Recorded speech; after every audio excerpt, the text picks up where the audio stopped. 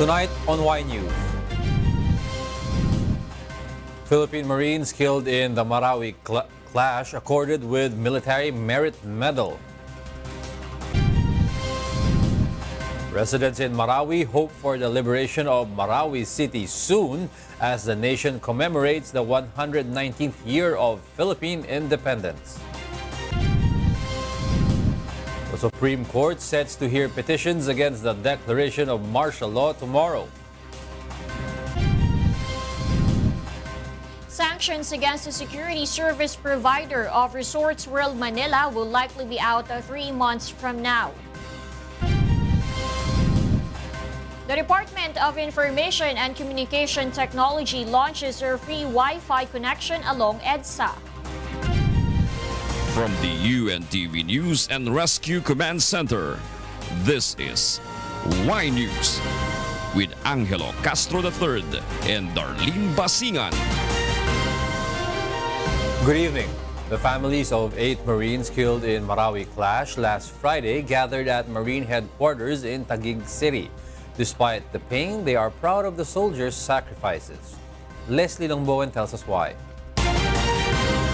Remains of the 8 out of 13 Marines who died in a fight between government troops and Maute last Friday were brought to the Marines headquarters this morning. Among them is First Lieutenant John Frederick Sabelliano, the platoon commander of the team which recovered 52 million pesos in cash and 27 million pesos worth of checks in a Maute hideout last week.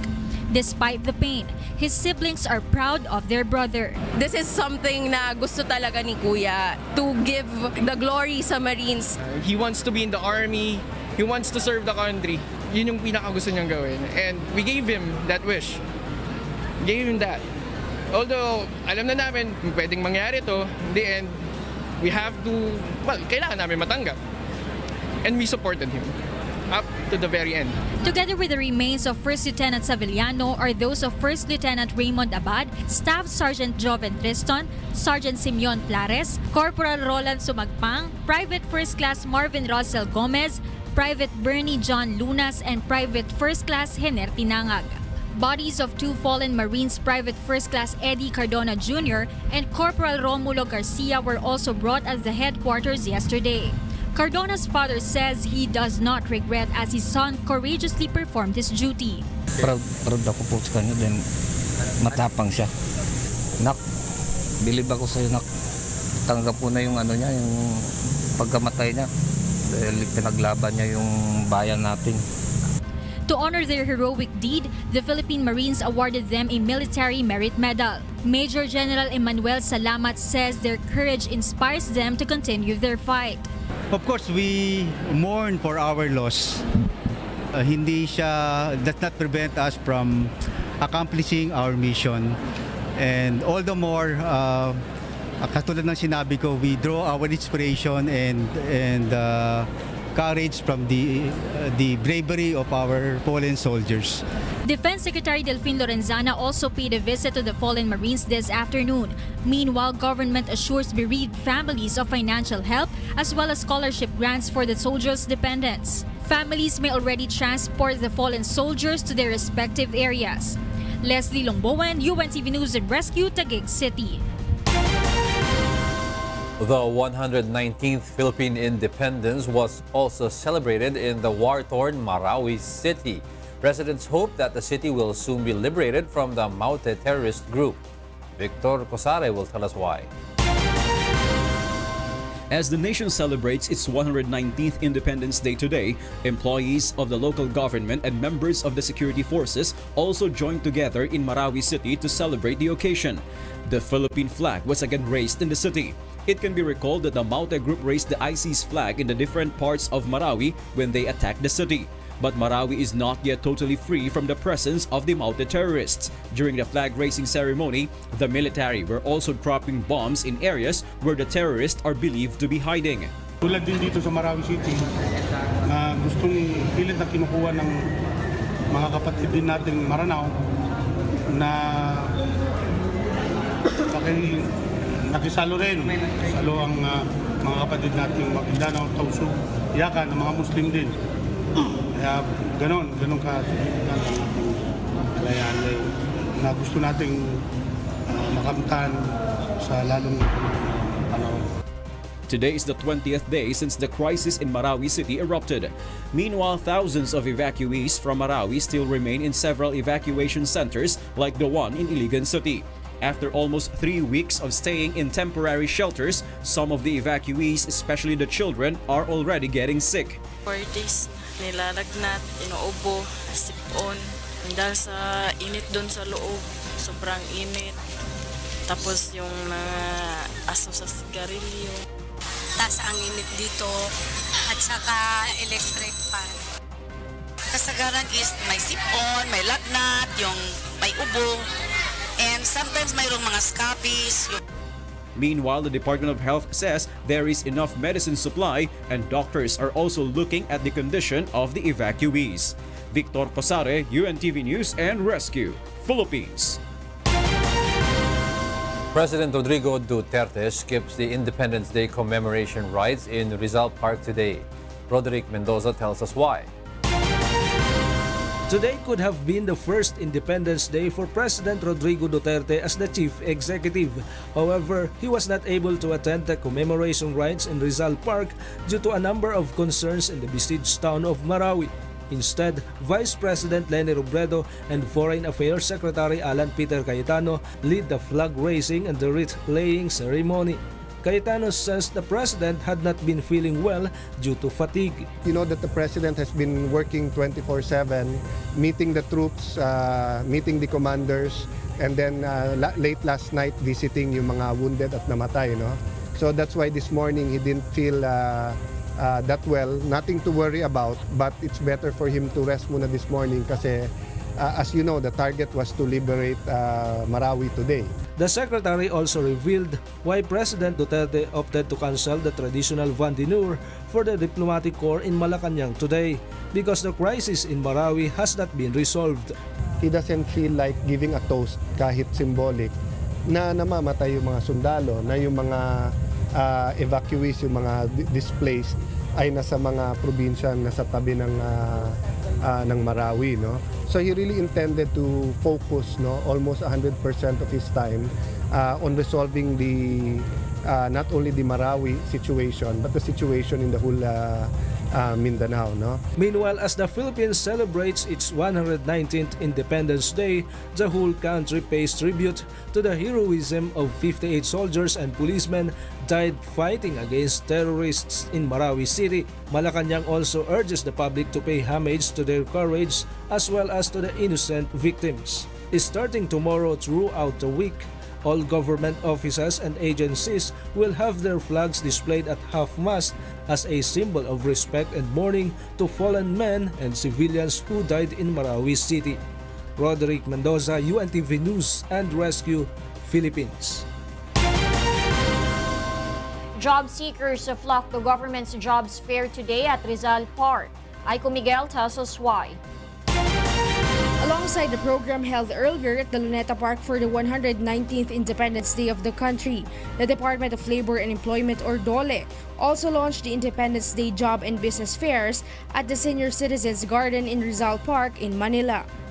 Sa ngayon, meron tayong available job vacancies na humigit kumulang nasa 123,000 at mga 680 yung participating employers natin.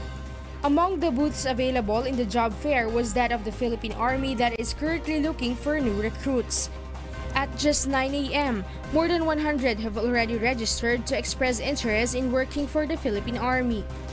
In-expect namin ngayon na mas marami. Lalo-lalo na yung ating recruitment system is mas pina-improve natin, no, na napopromote na maayos sa mga fields, pati na rin sa ibang branch of service ng Armed Forces of the Philippines. From 8 a.m. to 1 p.m., more than 7,000 have registered in the job fair. More than 3,000 of them were considered qualified and 406 were hired on the spot. One of them is Risha Ann, who was hired on the spot as a cashier in the UAE. Po yung experience ko po, gagamitin ko din po doon pag dumating po ako dun sa UAE po.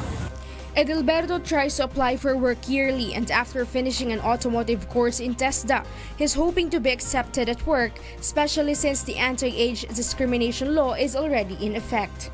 Okay naman po ngayon kasi sa nakaraan, pinipili ang edad nung nakaraan, ngayon wala na, hindi na, tuloy-tuloy na. DOLE meanwhile reports a decline in the unemployment rate in the country. Based on the latest April 2017 labor survey natin, nasa 5.7 lang ang ating unemployment rate. Ibig sabihin, nasa 94.3% ang ating employment rate ngayon. The Labor Department has also reminded companies on the proper work pay for employees who go to work today. DOLE is taking advantage of today's special holiday to open job opportunities to job seekers, not only to newly graduates but also to contractual employees seeking for more decent, preferably regular employment. Aiko Miguel, UNTV News and Rescue, Manila.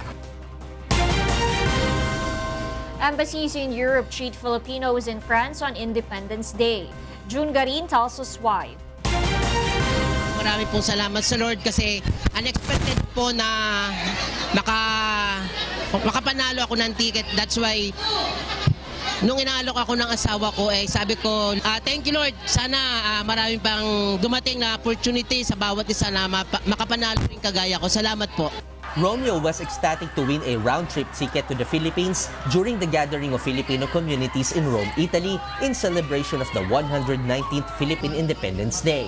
Aside from free airline tickets, organizers, together with UNTV, offered visitors a taste of native Pinoy delicacies brought by small Filipino entrepreneurs in Rome. Kasi dito lang natin mafe-feel na narito tayo lahat sa abroad, yung parang tayo nasa Pilipinas.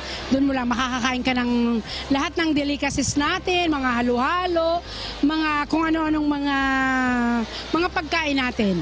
Kaya tsaka parang banding din ng mga Pinoy na yung hindi mo nararamdaman yung stress sa trabaho.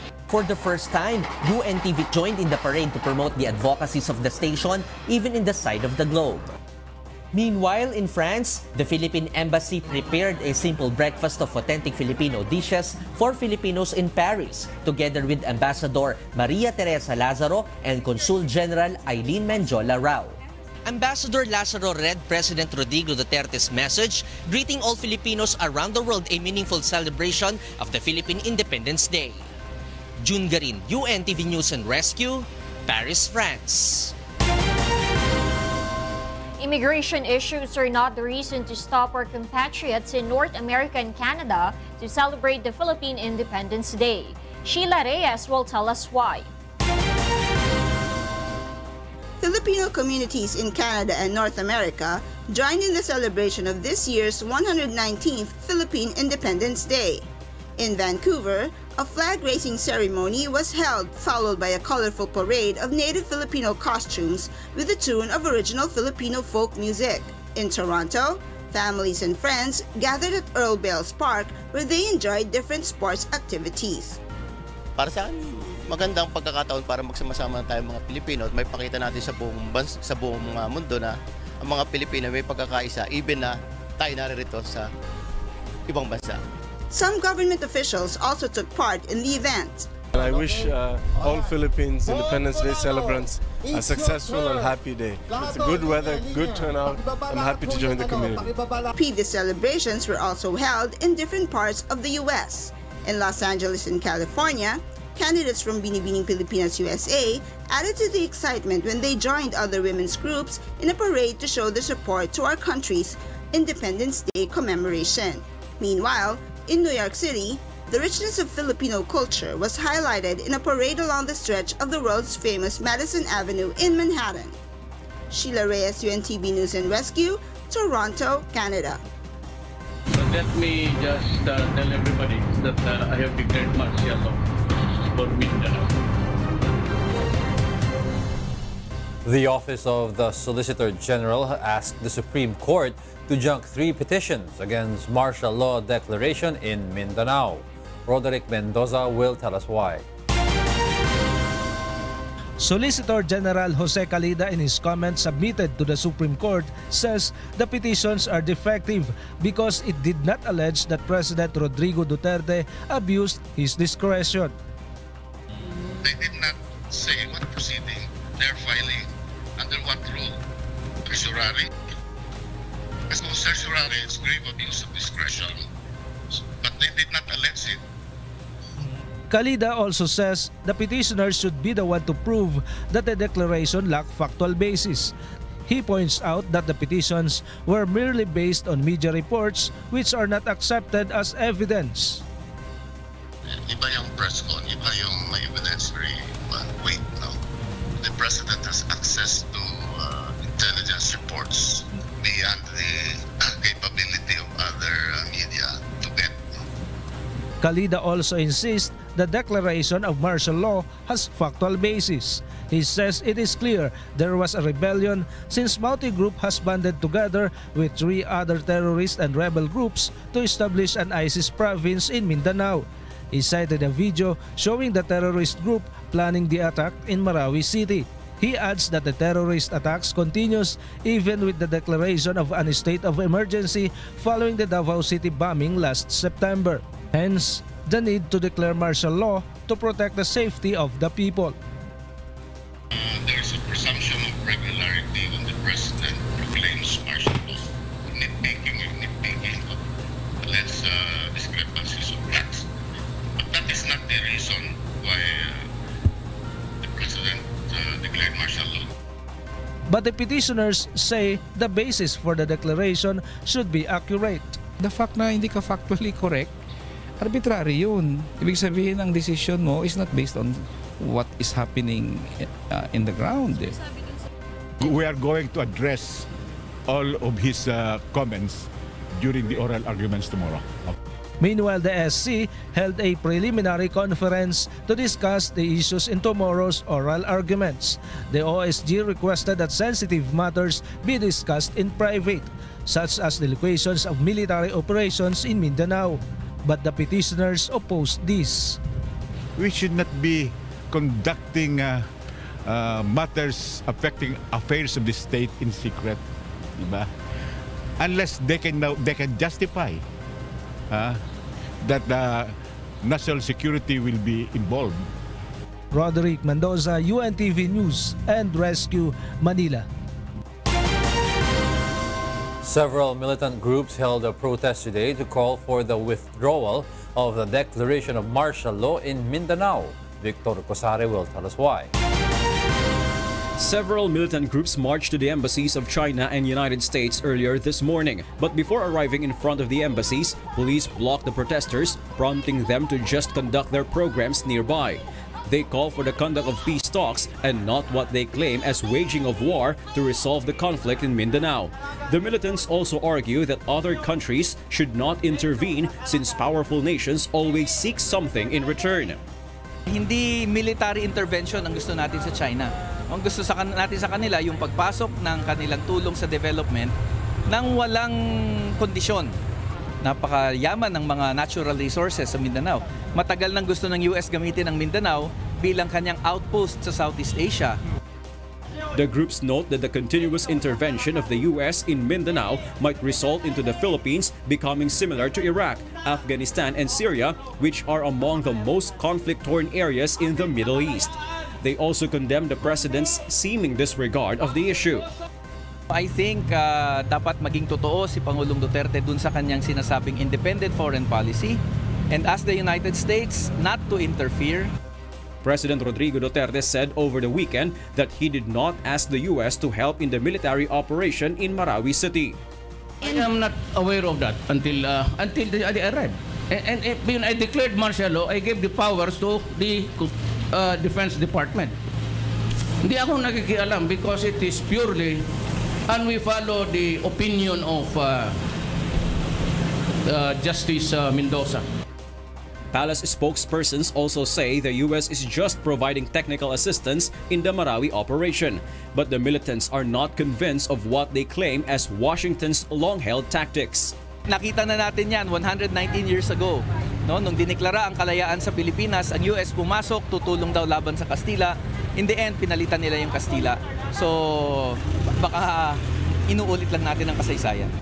Meanwhile, members of Akbayan also gathered in Plaza Miranda to call on the government to respect civil liberties amid the existing martial law.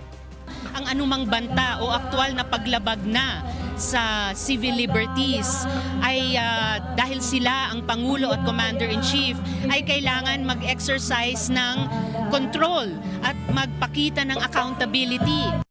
The group also expresses concern over the alleged violations of human rights in Marawi City.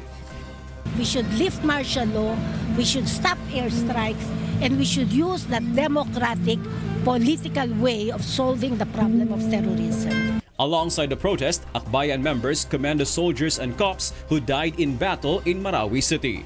Victor Posare, UNTV News and Rescue, Philippines. In a statement made by the U.S. Embassy in the Philippines on Saturday, at the request of the Philippine government, U.S. Special Forces aid the Armed Forces of the Philippines in the ongoing operations in Marawi through support that helps AFP commanders on the ground in their fight against the Maute and the Abu Sayyaf groups. Colonel Jor Herrera clarifies that their U.S. counterparts only provide technical support and do not fight on the ground alongside the Philippine government troops.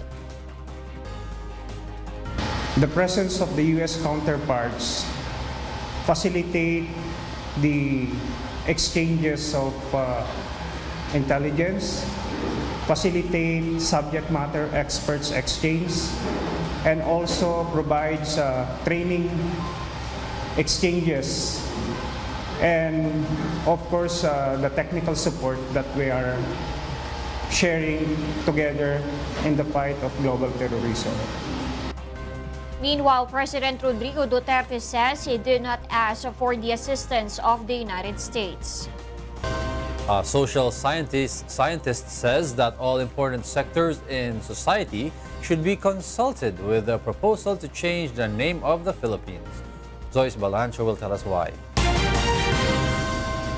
As the country celebrates today its 119th year of independence, Magdalo Party List Representative Gerry Alejano files a measure seeking to change the name of the country. In his bill, Alejano is asking Congress to create a geographic commission that will study the possibility and feasibility of changing the name of the Philippines. The body will be composed of commissioners from National Commission for the Culture and the Arts, National Historical Commission of the Philippines, and the Komisyon ng Wikang Filipino. Congressman Alejano says he wants to throw away the vestiges of colonialism and establish a national identity that is reflective to the country, its people, and national language.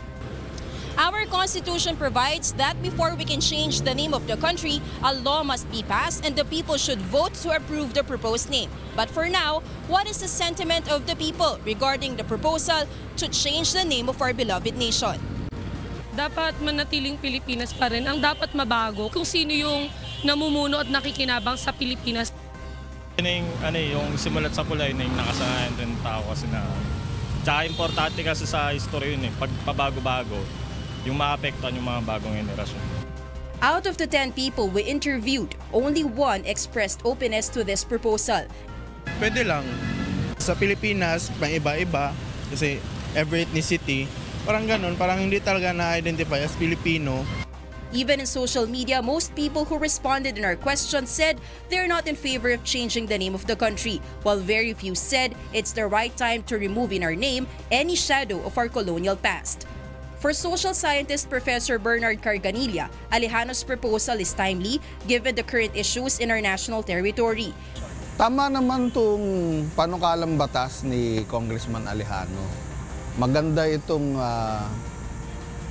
sitwasyon para pag-usapan ng buong sambayanan, lahat ng mga sektor, lalo na yung 12 basic sectors ng ating lipunan, pag-usapan ano ba talaga yung Pilipinas. Since the lawmaker proposes for the creation of a geographical commission, different sectors of the society should be consulted together with geographers, cartographers, researchers, and others. He adds the process should not be done hastily because this will reflect our national identity. Bagamat mahirap magpalit ng pangalan ng isang entity, ang isang lipunan, ng isang tao. Dahil marami nang pumatay at nagpakamatay para sa pangalan Pilipinas. Siyempre may gastusin din doon.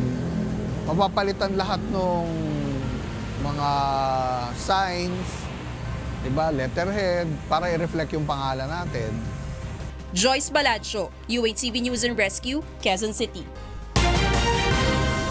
It might take longer for the PNP Supervisory Office for Security and Investigation Agencies, or SOSIA, to release a decision on what penalties to impose on the security provider of Resorts World Manila. Grace Casin tells us why. The security provider of Resorts World Manila will undergo a summary hearing after the PNP SOSIA found probable cause to impose penalties. PNP SOSIA Deputy Chief Police Senior Superintendent L. Brande Osana says it might take 3 months before they could arrive at a decision on what penalties to pose on Ensilanting Security Specialists Incorporated. The police official says this is because the security provider will be given opportunity to submit its answer or motion on the penalties to be imposed on them. The security service provider might face 3 kinds of penalties, like fine of not lower than 50,000 pesos, suspension, and cancellation of its license to operate. Within 90 days na binigay po ng aming rules, nag-dispose po yung kaso, malalaman po agad ng publiko kung ano po ang result ng summary hearing procedures po.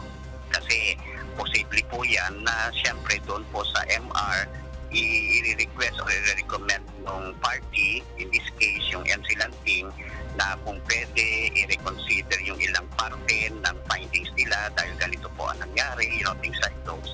So doon po sa pangyayaring yan, makakita ng summary hearing officer kung merong justification ba yung MR na pwedeng i-share o i-point out ng respondent. PNP SOSIA has initially ordered the 70 security personnel of Ensilanting to be relieved from their posts. Among them are the security guards positioned at the entrance and exit of Maxim's Hotel and Newport Mall of the Resorts World Complex. Ensilanting, wag muna kayong mag-deploy ng mga guards ninyo doon sa mga naturang mga lugar sa Resorts World. And that actually is part of preventive aspect doon sa kasong yon while the case is being investigated.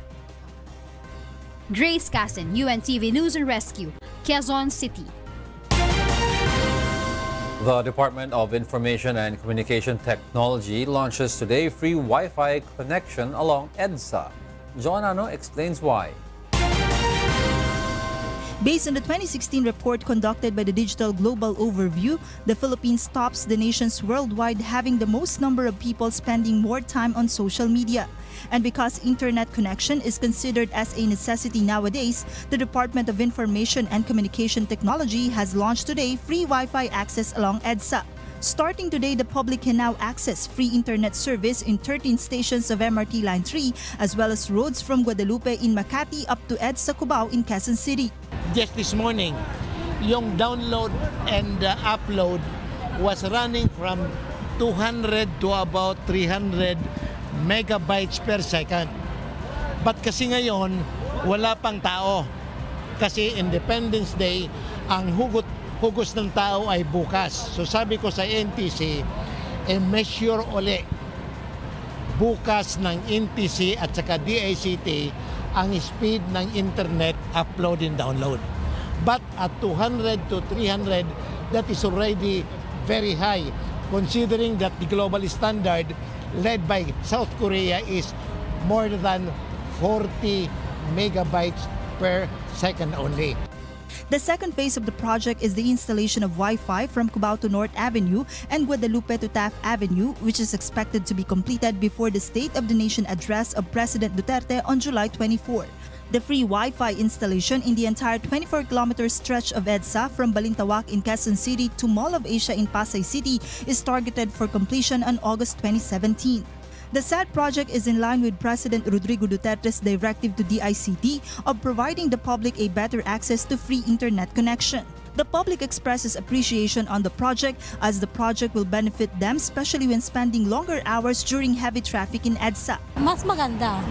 Kasi di ba lahat ngayon accessible, gumagamit lahat halos ng social media. Salo pag magre-report din sila ng via online, mas mare-report nila agad ng mabilis. For me, that's good kasi makakatulong sa ibang estudyante. Yung mga late assignments, pagka medyo traffic or like pag nag-aantay ng MRT, makakatulong din siya. Kalibang lalo na kapag traffic, talagang laki tulong mo po yun. DICT says, apart from EDSA, they are currently on the process of installing free Wi-Fi in almost 13,000 public places nationwide, such as public markets, parks, and public libraries. Joanano, UNTV News and Rescue, Mandaluyong City. Members Church of God International or MCGI in Singapore received a second gold award from the Singapore Red Cross. Mary Jo Maleriado tells us why. Singapore targets to collect about 120,000 blood units every year. Last year, through Singapore Red Cross, the government collected a total of 116,000 blood units, the highest number in 15 years. For this achievement, Health Minister Gon Kim Yong presented accolades to 32 organizations who contributed. 11 of them each raised over 500 units of blood last year. The ceremony coincides with Singapore Red Cross celebration of the 14th World Blood Donors Day last Saturday. I would also like to commend the good work of the community blood mobile organizers, and I thank them for working tirelessly behind the scenes to support the National Blood Program. Not only have you helped to ensure a sustainable supply of blood for patients in Singapore, you have also played a vital role in strengthening community bonding and provided important alternative avenues for many others to donate blood through your efforts. Members Church of God International, as one of the mobile blood drive organizers, are equally proud to have contributed a total of 512 units last year, thus receiving its second gold award. In behalf of the Members Church of God International, Brother Eli and Kuya Danielle, we are grateful to God. We give praises to God for making us a small instrument to save lives. Thank you for Singapore Red Cross for this recognition, and we will continue doing good works in partnership with Singapore Red Cross. Thank you. So I want to say to the Church of God International that what they are doing is a great thing. They are actually saving lives, and this is something that we are very grateful for. We think you're doing your duty for your fellow mankind, and we want you to continue doing that and spread the message. Meanwhile, Singapore Red Cross and Health Science Authority have rolled out several recruitment initiatives to engage potential donors and promote regular blood donations. We will continue our outreach to the schools because we hope that people can start their blood donation journey as young as possible. And we will continue to work with the media, religious institutions like yourself. The Singapore Red Cross encourages more blood donors to join the blood donation drive, in which MCGI always advocates. Mary Jo Maleriado for Serbisyong Kasambahay.